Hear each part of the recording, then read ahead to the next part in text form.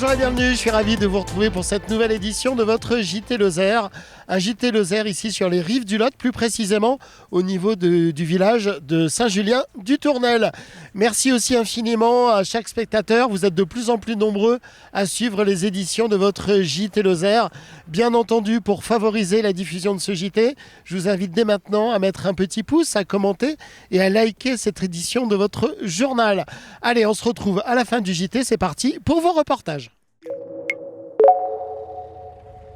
La ministre déléguée chargée de la ruralité, Françoise Gatel, s'est déplacée dans notre département le mercredi 23 avril. La visite a débuté à Bourg-sur-Colagne, dont la commune a bénéficié du programme Petite Ville de demain. Vous sentez quand les choses sont vraies, quoi. Parce qu'il y a des endroits où vous pouvez dire oui mais c'est des décors. Non, ici les gens vivent, ils sont attachés, ils croient à leur territoire, ils déploient beaucoup d'énergie. Et l'État les a quand même beaucoup accompagnés. Vous n'avez pas arrêté de le dire et je veux remercier Monsieur le Préfet qui est à l'écoute. L'État a accompagné de très beaux projets parce que ce sont des projets qui sont bien pensés, qui renforcent les services publics, qui créent de la vie. Enfin on est vraiment dans un cercle très vertueux, donc j'ai grande satisfaction à faire cette étape de mon tour de France de ruralité parce que je vois que ce que l'État a défendu, ce que les parlementaires ont voté, c'est utile, ça sert et ça fait de très belles choses. Donc il y a de quoi se réjouir aujourd'hui. Pour la ministre déléguée, la Lozère est la 10e étape de ces déplacements. Ils ont pour but d'évaluer sur le terrain le plan France Ruralité et ce 2 ans après son lancement. Oui, alors Françoise Gatel, c'est une amie que je vois régulièrement à Paris et qui connaît très bien les ruralités. Donc elle organise une tournée de la France, c'est son 31e ou 32e département visité. Et donc c'est l'occasion, ce matin on a eu un petit déjeuner, de pouvoir échanger, notamment sur les ruralités, sur le dispositif qui remplace les ZRR, de voir comment on pourrait arriver à mieux flécher des dispositifs pour nos territoires, de parler aussi des aménités, en fait de tout ce qui est positif sur notre territoire et de ne pas toujours avoir en fait une approche en disant j'ai pas ci, j'ai pas mis, voilà, et de voir comment l'État peut continuer à mieux nous accompagner évidemment. Le programme Petite Ville de demain est piloté par l'Agence nationale de la cohésion des territoires. Il soutient les petites villes ayant un rôle clé pour la dynamique locale afin de revitaliser leur centre-ville, améliorer l'attractivité et renforcer les services aux habitants. Je suis toujours à l'affût des appels à manifestation d'intérêt. Et quand j'ai analysé Petite Ville de demain, au départ, je dis petite ville. Moi, je me suis toujours considéré comme des villages, des bourgs, etc. Mais j'ai bien compris que petite ville de demain, ça voulait dire, voilà, c'est des tailles de collectivités moyennes. Et le fait d'être une commune nouvelle pouvait nous accompagner à restructurer, avoir cette vision. Parce que vous pouvez avoir la vision, si vous n'avez pas les financements derrière, vous ne faites rien. Voilà. Donc, on a beaucoup travaillé pour ces projets. Et je le dis, et je n'ai pas honte de le dire. Et d'ailleurs, c'est ce que la ministre a relevé en disant mais vous avez eu un projet travaillé et une vision d'avenir. Alors oui, je remercie mon équipe parce que seul on n'est rien. On doit pouvoir, il ne faut pas renoncer.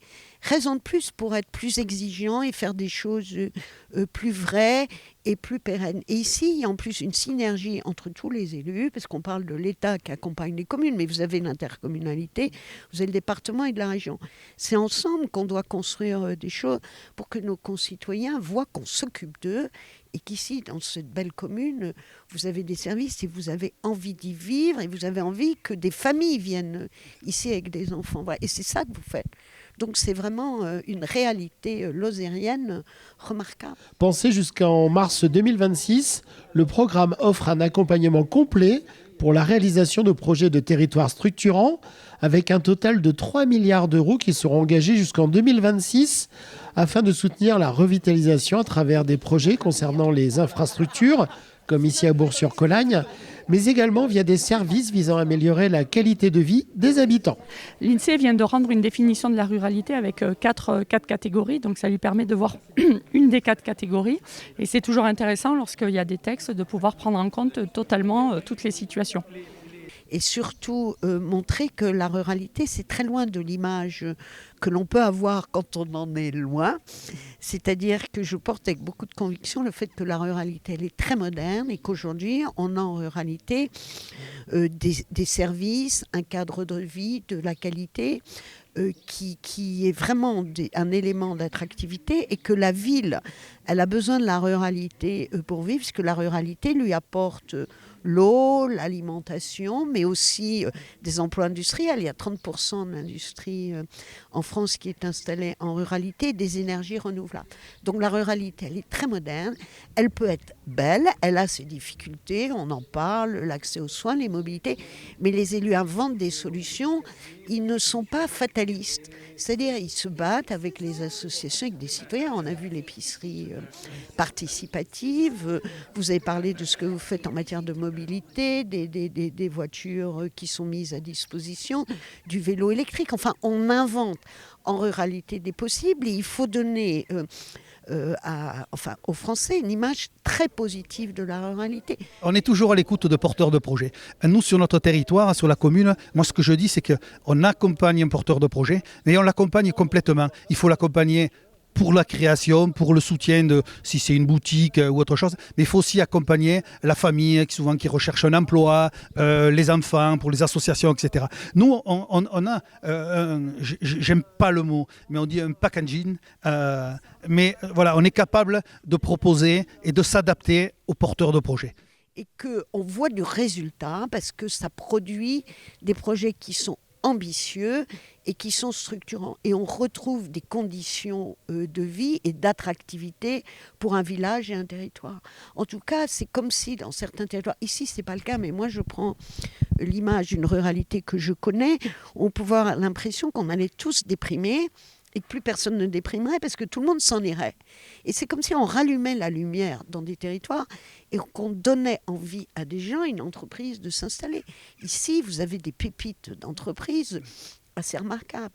Donc il faut construire des services, la maison de santé, la bibliothèque, les communs, pour que les salariés aient envie de venir ici et envie de rester, parce qu'il ne faut pas que nos jeunes s'en aillent. Donc voilà, il faut qu'on leur donne envie de rester ou de rentrer, parce que les jeunes, ils peuvent partir, mais un jour, ils ont envie de rentrer ici et de redonner au territoire ce qu'ils ont appris. Donc toute l'offre de logement que fait monsieur le maire ici, c'est autant de conditions d'accès pour des familles ou des jeunes. Vous voyez, c'est une architecture qui est très bien pensée. En tout cas, vous avez ici les conditions de la réussite. La ministre aura poursuivi son déplacement avec au programme une journée d'échange avec les acteurs du territoire et l'ensemble des élus du département. L'après-midi sera consacré effectivement à la réunion de maires pour parler d'Action Cœur de Ville, pour parler Petite Ville de demain, pour parler de village d'avenir, donc avec les maires, pour voir les orientations. Elle vient prendre le pouls des territoires pour voir les orientations qui seront à donner à ces programmes dans les temps à venir. Et en fin d'après-midi, moi je vais avoir l'occasion de la rencontrer assez longuement pour justement parler de la Lozère, pour parler des enjeux de la Lozère sur la santé, sur la sécurité, sur les mobilités, sur l'éducation, sur le développement tout simplement du département de la Lozère, sur le sport, sur la culture. Et donc dans l'idée de contractualiser avec l'État un plan particulier, ça existe dans notre département, contractualiser avec l'État un plan qui nous permettrait d'avoir des moyens financiers alloués par l'État au département pour ses besoins, tous les besoins que je viens de citer. Donc je pense qu'on peut optimiser les choses et être frugal, ça n'est pas rater sa vie. Je veux dire, ici, vous voyez comment l'argent qui est dépensé est fait avec intelligence. C'est-à-dire, dans 4 ans, personne ne va remettre en cause ce que les élus ont fait, parce que ça a été pensé, ça a du sens, tout se tient, quoi. C'est aussi une sacrée responsabilité de pouvoir montrer que sur des territoires, en se battant, on arrive à réussir, je pense, de beaux projets. La preuve, si elle est venue, c'est peut-être parce qu'il y avait de beaux projets qui ont été réalisés. Mais il ne faut pas penser que c'est qu'une personne. Il faut surtout se dire que c'est un travail collectif qui a permis d'avoir cette vision-là. Et surtout, c'est que quand on s'est mis autour de la table, nous, quand on a été élus, c'est de se dire non, ce qu'on fait, c'est pas, on ne calcule pas ce qu'on fait demain matin. On calcule ce qu'on fait sur la longueur du mandat et sur une vision à 15-20 ans. Voilà. Et moi, je suis persuadé qu'à 15-20 ans, nos bourgs vont revivre, mais bien sûr, en se battant. c'est quand même épatant. Hein. Enfin, je cherche le truc sur lequel je vais dire ah oui, non, j'aurais pas fait ça. Vous voyez, tout est bien. Le bâtiment qu'on a vu intergénérationnel.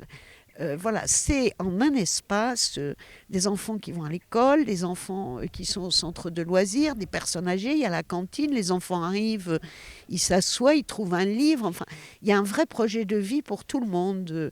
Et je trouve que le bonheur, il est sûrement en Lozère. Merci. Alors là, bravo. Hein bon, ils m'ont pas du tout payé. La ministre aura également assisté à la présentation de 2 services itinérants, le véhicule France Service et le Mobi Santé 48, un cabinet médical mobile. Il est géré par l'association Lozère Avenir Santé. Le Midicobus sillonne les routes lozériennes. À son bord, une infirmière et un médecin.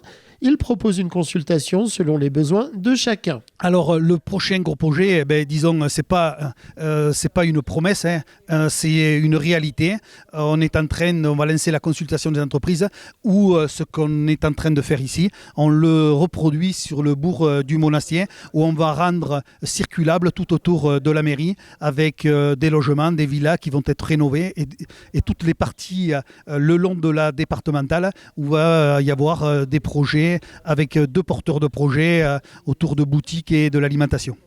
Manifestement conquise, la ministre déléguée aura scellé sa venue à Bourg-sur-Colagne par un geste fort aux yeux des Lozériens. Eh oui, on a fait la patch. Je ne vous dirai pas le chiffre, je le garde que pour moi. Le maire, dites-moi. La patch, c'est un tout bon paysan de dire un contrat, un accord. Et C'est ça, vous faites ça. Voilà. Alors oui, puis on l'a déjà fait parce que l'État est très présent financièrement sur tous les projets. Et monsieur le préfet est aussi très très attentif. Donc on a la patch, je vais emmener ça en Bretagne, moi. Top là, on dit. Voilà. La voix emblématique de la SNCF, Simone, va reprendre de la voie, c'est peu de le dire. Et quelle voie, en effet, les trains devraient de nouveau circuler sur l'est du H lozérien à partir du samedi 26 avril. Pour mémoire, le 25 octobre dernier, un éboulement sur la voie ferrée entre Génonac et Villefort avait fait dérailler un train de voyageurs. Heureusement, seuls quelques passagers avaient été légèrement blessés. Plus aucun train ne circulait depuis cette date, impactant également la liaison La Bastide-Mende-Le Monastier. Une liaison par bus avait été mise en place. Il aura fallu 6 mois de travaux menés tambour battant par la SNCF Réseau pour réparer et sécuriser les infrastructures, mais également conforter la paroi qui s'était effondrée. Sur les réseaux sociaux, Catherine Trévé, directrice SNCF Réseau Occitanie, faisait part régulièrement de l'avancée des travaux. L'ampleur des opérations à réaliser par les équipes de la SNCF Réseau Occitanie s'est confirmée selon la directrice. Rendez-vous compte, 4350 mètres carrés débroussaillés, plus de 600 arbres abattus, 2400 mètres cubes de matériaux évacués, reconstruction d'un ouvrage de soutènement pour assurer la stabilité du versant accusant une pente jusqu'à 60%, et ce au moyen de 400 mètres carrés de béton projeté, sécurisé par 2000 mètres carrés de filets, et plus de 500 forages, le tout sous des conditions hivernales. Et donc c'était important que cette ligne puisse se réouvrir parce que c'est un nœud de désenclavement malgré tout du département de la Lozère et de l'Est de la Lozère qui en a bien besoin, quoi. On sait que les élus, les maires de tout le secteur sont des défenseurs acharnés de cette ligne, donc ils plaident la cause. Et donc nous, au conseil départemental, on les accompagne bien évidemment dans cette mission qui vise à préserver bien évidemment cette ligne, à la rendre la plus attractive possible. Alors là, la SNCF avait fait le job, comme on dit, puisqu'il y avait des bus de substitution. Mais les bus, ce n'est pas tout à fait des trains quand même. Et donc, les gens qui sont attachés au train, ils ont raison. Et je les comprends parfaitement. Donc, c'est bien que cette ligne puisse se réouvrir très rapidement maintenant, que la SNCF ait fait le job aussi très rapidement, finalement, en quelques mois, dans des conditions qui n'étaient pas faciles, avec un talus à tenir qui était important et donc un chantier qui était compliqué malgré tout. Et donc c'est bien que ça ait été fait dans des temps extrêmement raisonnables. Le coût total des travaux pour les interventions est estimé à plus d'1 million d'euros pour la SNCF Réseau. Le chantier s'achèvera donc le vendredi 25 avril avec la réouverture progressive à la circulation ferroviaire dès le lendemain. Toutefois, une question subsiste avec de nouvelles habitudes de mobilité prises. Les usagers retrouveront-ils également les quais des gares lozériennes et la 12 voies de Simone? Eh bien aujourd'hui, donc je suis en Lozère avec le secrétaire général Christian Convert. Les élections sont passées, mais on vient peaufiner la stratégie pour récupérer la chambre qui est la chambre que l'on a gagnée, que la coordination rurale a gagnée. Et aujourd'hui, on s'est fait voler cette victoire. Manifestement, l'élection du bureau de la Chambre d'agriculture reste comme une arête coincée dans la gorge de la coordination rurale qui n'en démord pas. C'est donc sur ce fond de revendication de l'élection du bureau et de la présidence de la Chambre d'agriculture de la Lozère que la présidente nationale de la coordination rurale s'est déplacée dans notre département le 12 avril dernier, ce dans un contexte particulièrement délicat de fortes tensions entre les syndicats agricoles. Au programme du déplacement du bureau national du syndicat, faire le point avec les représentants de la CR48, les soutenir, envisager l'avenir et planifier les actions à mener face aux nombreux dossiers en cours qui préoccupent les agriculteurs. Il y a le loup, bien sûr, la PAC, le Mercosur, la gratuité des vaccins contre la FCO et l'enjeu de la présidence du bureau de la Chambre d'agriculture. Donc oui, moi je ne vais pas commenter la venue de la présidente de la coordination rurale nationale. C'est très bien qu'elle soit venue, c'est normal qu'elle vienne dans le département de la Lozère puisqu'il y a une coordination rurale. Donc je ne vais pas commenter sa venue, j'ai rien à dire là-dessus. Ce que j'ai à dire, c'est que par contre, nous, on est dans une phase de travail. On est au travail, on a arrêté, on n'est plus en phase d'élection. Eh bien, on va continuer de faire des petites actions comme on a fait. Soit si on n'a pas la chambre, on ira à toutes les sessions, se mettre devant la chambre là-bas et continuer à manifester. Je crois que les agriculteurs, dans leur terme, dans leur grande majorité, sont légitimistes. Quand il y a une majorité, c'est comme ça qu'on gouverne. Voilà, donc là, c'est un département, c'est un scandale qui s'est passé. On ne peut pas accepter ça, les agriculteurs n'acceptent pas ça. Et ce qui s'est passé dans quelques départements est condamné au niveau national, même par le syndicat de cette présidente. Donc il faudrait bien qu'elle en tire les conclusions. Sollicitée par la rédaction, Christine Valentin, présidente de la Chambre, n'a pas donné suite à notre demande d'interview. Nous sommes des agriculteurs qui défendons de façon bénévole l'agriculture et justement le renouvellement des générations. Et en aucun cas, il s'agit de laisser ces décisions aux organismes que sont le Crédit Agricole, Groupama ou d'autres instances. Et que ce sont les agriculteurs qui ont choisi de mettre en tête la coordination rurale. Et de ce fait, la Chambre doit être gérée par la coordination rurale. Mais nous, de toute façon, on est passé en phase de travail. Donc nous, on est en train de construire pour l'agriculture lozérienne. On ne regarde pas si les gens sont coordination rurale, FDSEA, JA ou Confédération paysanne. On est au travail. Et maintenant, je pense qu'on en est là. C'est fini. On a 6 ans de travail à faire. On verra dans 6 ans. Le sujet reste délicat pour la CR48, appuyée par la Confédération paysanne et quelques agriculteurs indépendants. Ils marquent leur désaccord par des actions répétées, ce qui, de ce fait, induirait un traitement les concernant avec 2 poids, 2 mesures. C'est que nous, ce qu'on pense, c'est qu'on ne demande pas à être traité mieux que les autres, mais on demande simplement à être traité comme les autres. Damien a été convoqué la semaine dernière au tribunal pour des dégradations de l'OFB. Voilà. Pourquoi Damien était seul ? Pourquoi la coordination rurale était seule ? C'est la question. C'est la question qu'il faut poser. Alors qu'il y a eu d'autres actions qui ont été faites, et visiblement, il y a des poids et des mesures. Et ça, c'est pas normal. Et ça, on ne l'acceptera pas. Et ça, les agriculteurs ne l'accepteront pas. Et c'est pour ça que, quelque part, il y a une colère. Parce qu'on sent qu'il y a un acharnement contre la coordination rurale. Maintenant, il faut que tout ça cesse. Ces manifs, ces intimidations, il faut que ça cesse. C'est pas possible. J'entends que la coordination rurale ne soit pas contente de ne pas avoir été élue. J'entends à la tête de la Chambre. Mais maintenant, c'est bon. Les élections sont passées. Il faut travailler. On a proposé à ce qu'il y ait des membres de la coordination rurale qui fassent partie du bureau pour venir travailler avec nous. Ils ont refusé.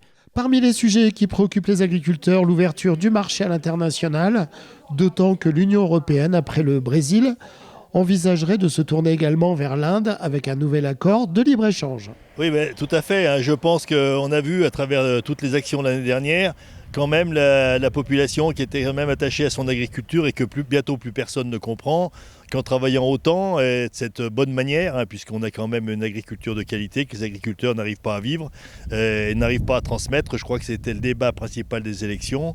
On est arrivé à ce terme-là et je crois que les agriculteurs ont pas mal entendu le discours de la coordination rurale, hein, qui est basé quand même avant tout, et je pense que ça n'a jamais plus d'actualité que maintenant, sur une exception agricole et agriculturelle, qu'on ne peut pas exposer l'agriculture au libre-échange, sinon où qu'on se trouve en France, il n'en restera pas un. Alors au niveau international, on voit bien cette guerre commerciale et même si nous, l'Europe, répondions par des taxes, eh bien évidemment que les produits venant des États-Unis peut-être se réduiraient, mais seraient remplacés par des produits pouvant venir du Brésil, qui est déjà un des gros producteurs mondiaux au niveau protéines notamment, mais ne résout en aucun cas le problème de réorientation de la production au niveau français et européen pour retrouver une souveraineté alimentaire et donc relancer la production, relancer des installations avec de vrais projets, la liberté d'entreprendre et cultiver cette indépendance. Ce qu'on nous interdit de produire, nous, ils le retrouvent quand même dans les magasins. Hein. Nous, on n'aurait jamais le droit de produire comme ça. Donc, ils n'arrivent même pas à le savoir, puisqu'on protège la provenance, on la cache. C'est une tromperie du consommateur. Je crois que le consommateur, il veut continuer à manger des produits de qualité. Bien sûr, il faut que ça soit accessible en termes de prix. Mais ça, c'est une histoire politique. C'est savoir aussi comment on dirige la société, comment on dirige l'agriculture. Aujourd'hui, les aides qui sont attribuées aux agriculteurs, en fait, elles ne vont pas à la poche des agriculteurs. Elles sont directement reprise par la grande distribution et par les intermédiaires. Qu'on nous laisse faire, on a un savoir-faire, qu'on nous laisse exprimer notre savoir-faire et qu'on arrête de nous mettre des bâtons dans les roues, qu'on nous laisse produire. Parce que le gouvernement, il nous bassine avec la souveraineté alimentaire. Aujourd'hui, on est en train de parler de souveraineté alimentaire, mais nous à notre niveau, c'est la déproduction qu'on est en train de voir. Dans le département, il y a toujours plus de normes environnementales, toujours plus de choses qui font que non, c'est plus possible. Là, ça devient quelque chose qui n'est plus possible. Et les agriculteurs, ils ne peuvent plus entendre ça, quoi. La coordination rurale ne s'inscrit pas dans la déproduction au niveau de ce département. La Lozère reste un petit département, mais demain, la Lozère ne doit pas passer pour un département dans lequel il n'y aura plus de production, il n'y aura plus d'industrie agroalimentaire et donc il n'y aura plus d'installation. Il faut se poser la question, pourquoi il y a 2 ans, on était 20 à l'AG et pourquoi cette année, on est pratiquement 300. Voilà, il suffit juste de se... Et quand je dis 300, il faut bien se rendre compte qu'on parle sur 3000 agriculteurs. On parle sur 3000 agriculteurs. Ça veut dire qu'il y a 10% des agriculteurs qui sont venus à notre AG. C'est quand même énorme. 10% des agriculteurs qui sont venus à notre AG. Voilà. Vendredi 18 avril, dans le cadre de ces rencontres mutualistes, les caisses fédérales Groupama Aveyron-Lozère ont accueilli Fabien Pelouse à Mende. Une invitation lancée pour coller au thème choisi cette année, le sport vecteur de santé et d'inclusion sociale. L'an dernier, pour les premières rencontres mutualistes sous ce format, le thème choisi avait été le dérèglement climatique avec en invité principal Jean-Louis Etienne. Près de 200 personnes se sont pressées à l'espace Georges Frêche pour écouter l'ancien capitaine du 15 de France et international de rugby, venu témoigner de l'importance de pratiquer une activité sportive pour ses bénéfices en termes de santé et de socialisation. Activité qu'il n'y a pas besoin de pratiquer à haut niveau pour en ressentir les bienfaits. Pour accompagner Fabien Pelouse, ont aussi été invités à parler le parapongiste mandois François Gueuljean, le rugby club Mende-Lozère, le district Aveyron Football et le comité départemental du sport en milieu rural qui a lancé l'initiative du Mobile Sport Lozère en 2023, une structure itinérante qui a pour but d'amener l'activité physique et sportive dans les territoires qui en sont dépourvus.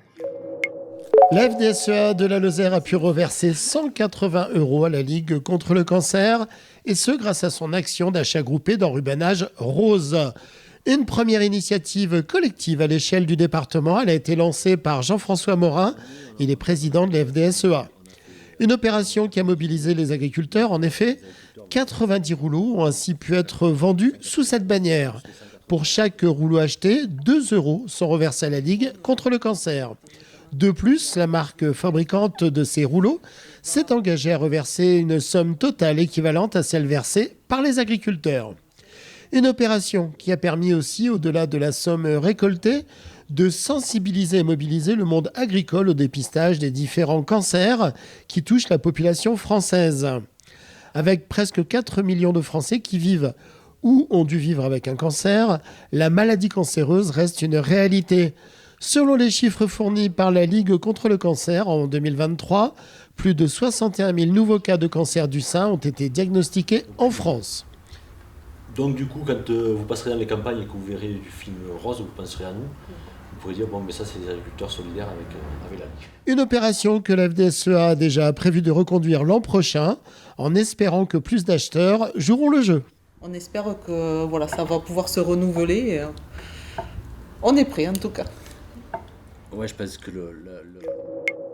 Quand Safran, leader mondial dans l'aéronautique et la défense, déclare son envie de relocaliser des sites de production sans contraintes écologistes, le président du département saisit l'opportunité et adresse une lettre ouverte à Olivier Andriès, PDG du groupe Safran. En effet, le patron de Safran a déclaré dans une commission d'enquête de l'Assemblée nationale « Si c'est pour se faire accueillir par des tomates quand on crée 500 emplois, c'est pas la peine ». Cette décision est alors sans appel. Ces futurs sites de production se doivent de boycotter les mairies gérées par les écolos. Donc on a vu les déclarations assez fracassantes du PDG de Safran, donc qui est une entreprise, un fleuron de l'industrie française dans l'armement et qui était, je crois, extrêmement déçu que, je ne citerai pas le nom, mais une ville ne veuille pas l'accueillir, alors qu'il venait en portant un investissement, en portant plusieurs centaines d'emplois. Bon, du coup, moi, je m'en suis saisi pour dire, la Lozère est là, nous, on est en capacité, bien évidemment, de vous accueillir de la meilleure des manières pour vous permettre de vous installer au cœur de la France et développer votre industrie, quoi. La Lozère, c'est un territoire industriel, puisque c'est une part de marché importante de notre PIB départemental, donc avec le fleuron que tout le monde connaît qui est ArcelorMittal, mais il y a bien d'autres entreprises qui sont dans ce créneau de l'industrie ici dans le département, et donc pourquoi pas Safran. L'industriel est présent sur les marchés de la propulsion, des équipements aéronautiques, de l'espace et de la défense. Alors pourquoi pas, même si Laurencio est conscient de certaines limites, la Lozère possède tout de même de sérieux atouts. Le taux de chômage est inférieur à 5% sur le département de la Lozère, donc on est au plein emploi. Donc ça serait sûrement difficile de trouver de la main-d'œuvre qualifiée.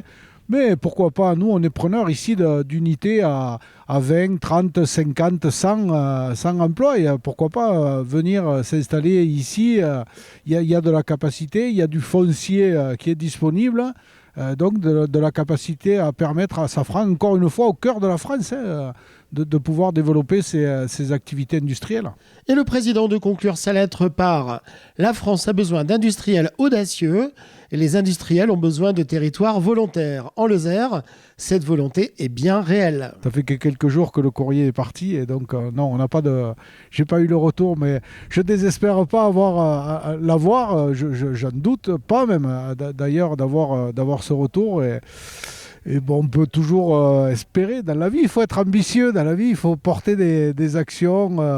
Même là, si on est plutôt dans le domaine du symbole, et c'est plutôt une opération de com, qu'on se le dise clairement, quoi. Mais on ne sait jamais. Avancez, ça traîne. On fait la crèche vivante chaque année pour Noël. Et on s'est dit c'est pour montrer ce qui se passe vraiment à Noël. Et là on s'est dit pour montrer ce qui se passe à la fête de Pâques. C'est pas que la fête des chocolats. Eh bien voir ce qui se passe exactement. Donc avec jouer la Passion du Christ. Et c'est une première au Malzieu qui s'est déroulée le dimanche 13 avril. La Passion de Christ a été reconstituée pour découvrir ou redécouvrir cet élément central de la foi catholique. C'est les 54 clochers autour de Saint-Chély. D'accord. Tout le secteur de Nasbinal, le Malzieu, Fournels, Saint-Alban. Et là, c'est tous les ans, à la même période. Là, c'est la première année, c'est la première, ça. C'est les chants, ça se suit par rapport à ce qu'ils font à l'église. Et du coup, on va chanter. Votre prénom, c'est comment? Moi, c'est Patricia. Et vous? Abigail. Oui, parce que je fais la voix off. Ah, et alors la voix off, elle consiste en quoi? Racontez-moi. Elle présente la situation et elle termine l'histoire. Sous l'impulsion de l'abbé Pierre-Yves Giraud, ce sont pas moins d'une quarantaine de bénévoles de la paroisse Saint-Jacques de Saint-Chély qui se sont relayés pour mettre en scène la Passion du Christ au cours de tableaux qui retracent le déroulement des 14 évocations qui constituent le chemin de croix. On a un peu le trac, mais on fait ça pour Jésus, alors il va nous aider. Oui, et en même temps, c'est aussi être amené à l'humilité, de se rappeler que chacun a sa place et qu'à l'époque, c'était sûrement pas si évident que ça de trouver le bon rôle, comme on pourrait dire aujourd'hui, dans cette journée-là. Avec pour décor les rues pavées du Malzieu et parmi les acteurs d'un jour, une ânesse orpheline, Nénette. Voilà, et donc on commence dans 3 minutes. Il y a même l'âne qui est en place et tout. Alors quel est le rôle de Nénette? Racontez-moi. Eh bien Nénette, du coup elle va faire arriver le petit Jésus, voilà, sur son dos. Arrête Nénette.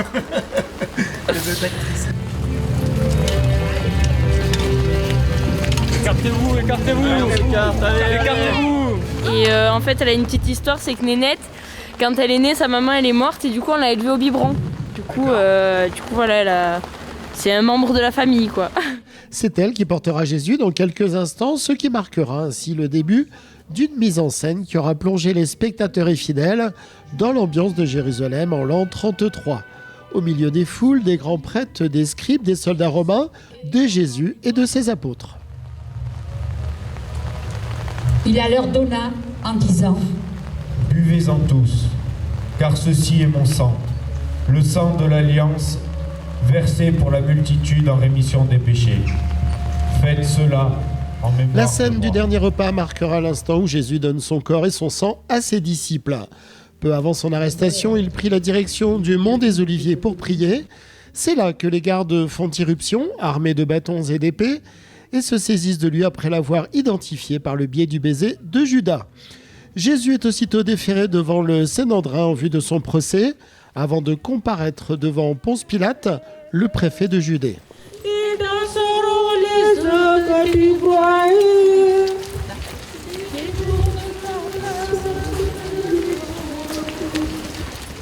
Puis la Passion du Christ, c'est quand même un événement important dans une vie de chrétien.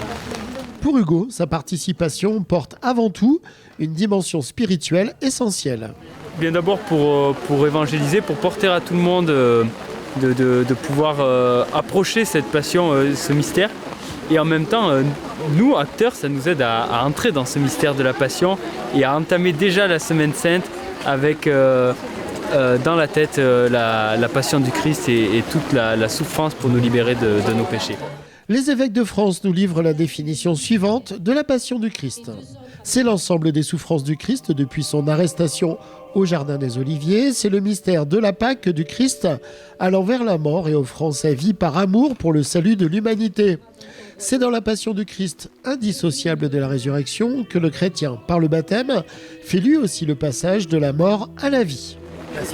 Alors il y a un retour aux valeurs spirituelles. Alors certes, qui est pas nous dimanche, on n'a pas des églises pleines, donc il y a quand même un regain. Sur la paroisse, on a 3 personnes qui se préparent au baptême, etc. Des adultes, des jeunes. Voilà, donc il y a quand même un retour, même si c'est petit, mais voilà, ça prend au fur et à mesure. Et justement, à l'occasion de Pâques, on note une forte progression des baptêmes en France. Selon une enquête de la Conférence des évêques de France, avec 10 000 nouveaux adultes baptisés, le nombre de baptêmes est en hausse de 45% par rapport à 2024. Une réunion pareille, ça fait du bien au cœur, ça remet les choses en place parce qu'on ne les lit jamais jusqu'au bout. On est un peu distrait le jour des rameaux par la longueur de l'évangile, mais là, on a dû tout comprendre. Et la musique était superbe, bien choisie. Qu'est-ce qu'on ressent de la joie parce que ça s'est bien passé, tout le monde était au rendez-vous. Et quand même au niveau étant prêtre, on est configuré au Christ et donc il y a vraiment, on sent un peu plus vraiment le mystère de Jésus, ce qu'il a vécu pour nous. Là c'était de la mise en scène, mais lui il n'a pas fait semblant et donc on peut imaginer tout son amour infini pour nous sur la croix. Les spectateurs nombreux ayant bravé la pluie ont pu revivre durant près d'une heure les événements de la fête de Pâques et lui redonner le sens premier, à savoir celui de la mort et de la résurrection de Jésus. Voilà, très belle reconstitution au Malzieu avec la quarantaine de bénévoles qui vous ont fait revivre la Passion du Christ.